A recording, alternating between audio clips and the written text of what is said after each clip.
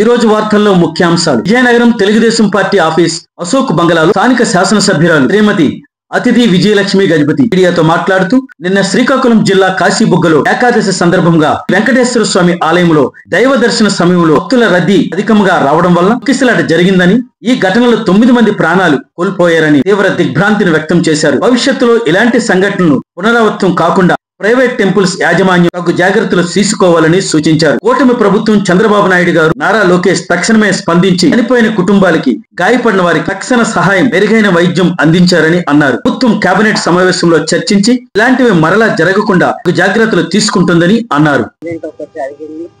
Kashibugga temple లో ఒక stampede జరిగి 9 మంది మృతి చెందారు.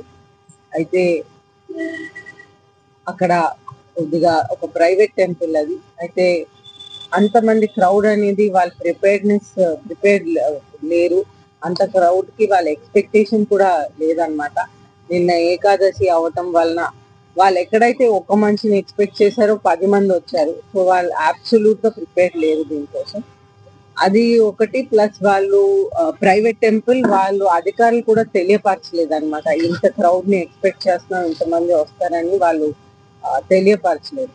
సో ఈ రెండు జరగటం వలన అది కూడా వాళ్ళు ఒక టెంపుల్స్ కోసం మామూలుగా క్రౌడ్ ఉన్న రోజు అనేది బ్యారికేడ్ వేయటం, ఇటువంటి అన్ని ముందు ప్రిపేర్డ్నెస్ తో జరుగుతాయి. అయితే ఈ బ్యారికేడ్స్ ఇవన్నీ కూడా సరైన స్థాయిలో వేయకుండా వేయలేదు కనుక ఇటువంటివి జరిగినాయి. మామూలుగా మనం చూస్తుంటే ఎక్కువ క్రౌడ్ ఉన్నప్పుడు బ్యారికేడ్స్ వేసినప్పుడు మనం ఇక్కడ అమ్మవారి పండుగ కానివ్వండి, అలాగా మనం మినిమం అది గ్రౌండ్ లోకి ఒక 6 to 8 feet లోపలి వెళ్ళాలి. కానీ అక్కడ ఓన్లీ 2 inches లోపలికి వెళ్ళింది. మినిమం 6 to 8 inches లోపలికి వెళ్ళాలి. అయితే ఈ 2 inches లోపల అది ఈజీగా బ్యారికేడ్స్ అనేది క్రౌడ్ ఎక్కువ ఉంటే పడిపోతాయి. సో ఆ విధంగా జరిగి ఒక స్టాంపీడ్ అనేది జరిగింది. అయితే ఒక బాధాకరమైన ఇన్సిడెంట్. కానీ ఎంత ఇన్సిడెంట్ జరిగినప్పటికీ కూడా ముఖ్యమంత్రి గారు అలాగే లోకేష్ గారు వెంటనే వచ్చి ఇక్కడ అన్ని పరిశీలించి ఏమి చెయ్యాలో, నెక్స్ట్ టైం ఏ విధంగా ఇది జరగకుండా చూడాలనేది ప్రణాళికలు వేస్తా ఉన్నారు. అదే విధంగా మృతి చెందిన వాళ్ళకి, వాళ్ళ కుటుంబాలకి 15 lakhs గవర్నమెంట్ నుంచి, మన స్టేట్ గవర్నమెంట్ నుంచి, 2 lakhs సెంట్రల్ గవర్నమెంట్ నుంచి, రెండు కలిపి కూడా 17 lakhs అనేది ఇవ్వటం జరుగుతుంది. అదే విధంగా ఎవరికైతే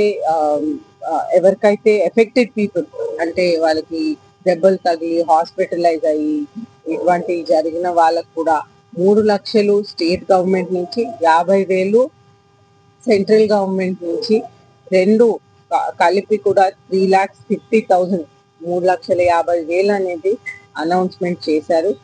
అయితే ఇవన్నీ కూడా ఇప్పుడు జరుగుతూ ఉంటాయి. అది కూడా నెక్స్ట్ మళ్ళీ ఇటువంటి ఇన్సిడెంట్ జరగకుండా ఉండాలంటే ఏ విధంగా చేయాలనేది అందరు కూడా క్యాబినెట్ మీటింగ్ పెట్టుకొని ఇటువంటి రోజుల కోసం ప్రత్యేకంగా ప్రైవేట్ టెంపుల్స్ అవనియండి, లేకపోతే ఎండోమెంట్స్ కింద ఉన్నటువంటి టెంపుల్స్ కి ఒక విధి విధానాలు అనేది తయారు చేయడానికి వాళ్ళు ఒక ప్లాన్లు అనేది వేస్తా ఉన్నారు. ఈ కుటుంబాలకి ఎవరికైతే మృతి చెందారో, ఎవరికైతే ఎఫెక్టెడ్ వాళ్ళందరికీ కూడా నా కండోలెన్సెస్ చెప్తూ ఈ బాధాకరం ఇన్సిడెంట్ మళ్ళీ జరగకుండా చూసుకోవాలని కోరుకుంటూ, మళ్ళీ ఎప్పుడు మనం ప్రిపేర్డ్ గా ఉండాలని కోరుకుంటూ సెలవు తీసుకుంటాను. Thank you.